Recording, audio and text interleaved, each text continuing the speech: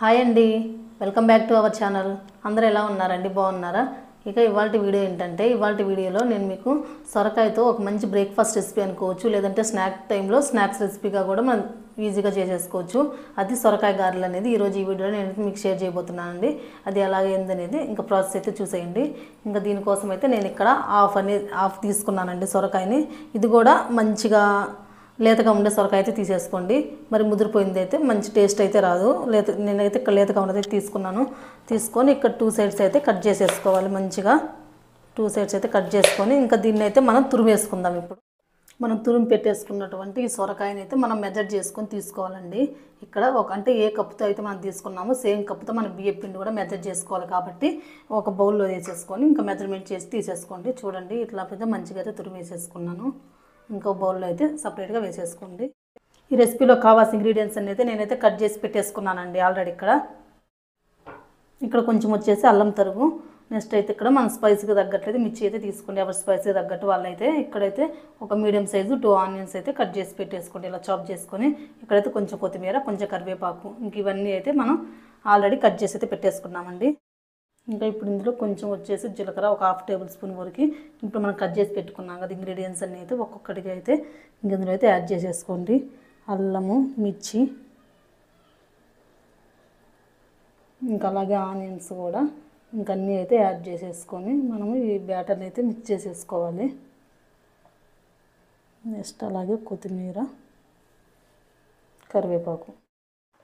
Next ఇందులోనే నేను చెప్పాను కదా మీకు, మనకి ఏ కప్పుతో అయితే మనం అది సొరకాయ తురుము అనేది తీసుకున్నాము సేమ్ అదే కప్తో వచ్చేసి మనం ఇక్కడ బియ్య పిండి కూడా మెజర్ చేసుకోవాలండి. నేను 1 కప్ అయితే తీసేసుకొని ఇందులో అయితే యాడ్ చేసేసుకున్నాను.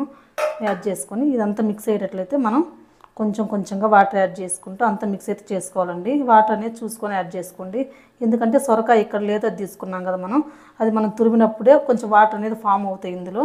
కాబట్టి మీకు కొంచెం బియ్య పిండి కొంచెం కొంచెం వేసుకుంటూ వాటర్ కూడా కొంచెం కొంచెం వేసుకుంటూ మనకు మంచిగా చపాతీ పిండిలాగా మంచి కన్సిస్టెన్సీ వచ్చేంత వరకు అయితే చూసుకుంటూ కలిపేసుకోండి. కొంచెం సాల్ట్ యాడ్ చేసేసుకొని మనం వాటర్ కొంచెం కొంచెం ఒకేసారి అయితే ఎక్కువ పోసుకోవద్దండి, మళ్ళీ కన్సిస్టెన్సీ అనేది మనకు లూజ్ అయిపోతుంది. అందుకని చెప్పి కొంచెం కొంచెం చూసుకొని మీరు బ్యాటర్ అనేది మిక్స్ చేసుకోవాలి. ఇంకా పిండిని అయితే మనం ఇట్లా అయితే కలుపుకోవాలండి. చూసారు కదా, ఈ కన్సిస్టెన్సీలో అయితే కలుపుకోవాలి, మరీ లూజ్గా కలుపుకోవద్దు. ఇంకా ఇలా కలిపేసుకొని ఇలా సపరేట్ బౌల్లో అయితే కొన్ని వాటర్ అయితే తీసేసుకొని కొంచెం చేతికి అద్దుకుంటూ మనం ఇట్లా గారెలు వేస్తాం కదా అట్లా కొంచెం చిన్న చిన్న బౌల్స్ లాగా అయితే తీసేసుకొని ఇప్పుడు వీటిని మనం క్రిస్పీగా కావాలంటే క్రిస్పీగా కాల్చుకోవచ్చు అండి. అంటే కొంచెం పలచగా కనుక చేసుకున్నట్లయితే మనం ఈ గారెను అనేది మనకి డీప్ ఫ్రై చేసినప్పుడు కొంచెం క్రిస్పీగా అయితే వస్తాయి. లేదంటే మన గారెలాగా కొంచెం మందంగా కనుక స్ప్రెడ్ చేసుకున్నట్లయితే మనకైతే కొంచెం సాఫ్ట్గా అనేది వస్తాయండి. మీకు ఎలా కావాలంటే అట్లా అయితే చేసేసుకోవచ్చు. నేనైతే ఇక్కడ పలచగా అయితే వేస్తున్నాను.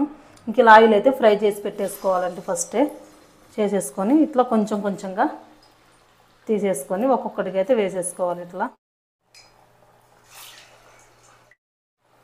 ఇలా ఆయిల్ని ముందే డీప్ ఫ్రై చేసేసుకొని ఇలా ఒక్కొక్కటిగా అయితే వేసుకోవాలండి. ఇంకా మనం మంటని మీడియం ఫ్లేమ్లో పెట్టుకొని వీటిని మంచిగా గోల్డెన్ బ్రౌన్ కలర్ వచ్చేంత వరకు క్రిస్పీగా అయితే కాల్చుకోవాలి.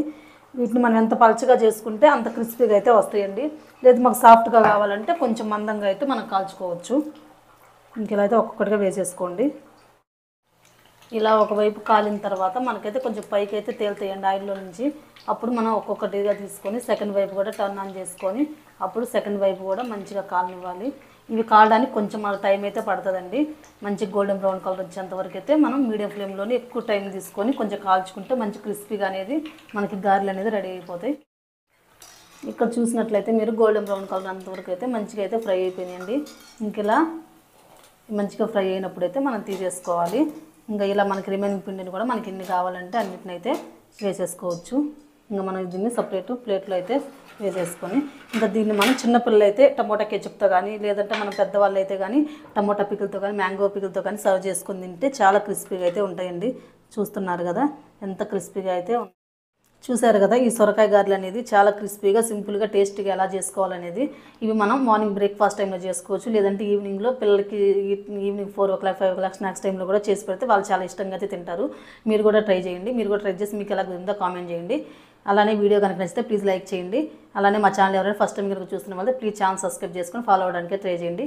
మరొక మంచి వీడియోతో మళ్ళీ కలుద్దాం. Until then keep watching. Okay, by.